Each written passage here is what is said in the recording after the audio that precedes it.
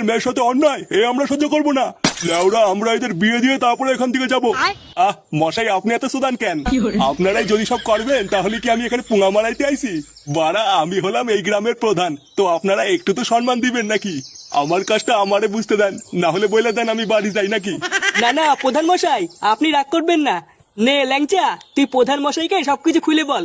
হ্যাঁ ল্যাংটা বাবা বলো, তুমি কি বলতে চাও আমারে খুলে বলো।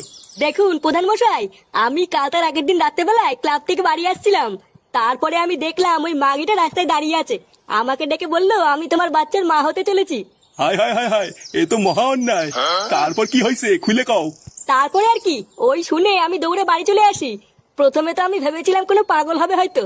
ও বাবা, পরের দিন সকালবেলা দেখছি লোকজন নিয়ে বাড়ির ওপর চলে এসছে আর বলছে আমি নাকি সর্বনাশ করেছি, ওকে নাকি বিয়ে করতে হবে। আহা ল্যাংটা, এটা তো দেখছি তোমার সাথে খুব বড় অন্যায় হয়েছে।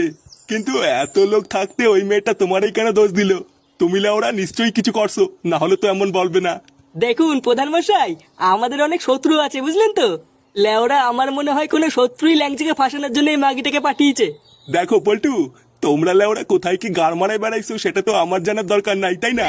একটা মেয়ে যখন এত ভরা লোকের মাঝখানে বলতেছে যে তার বাচ্চার বাবা ল্যাংচা, সেখানে তো আমার আর কিছুই করার থাকে না, তাই না?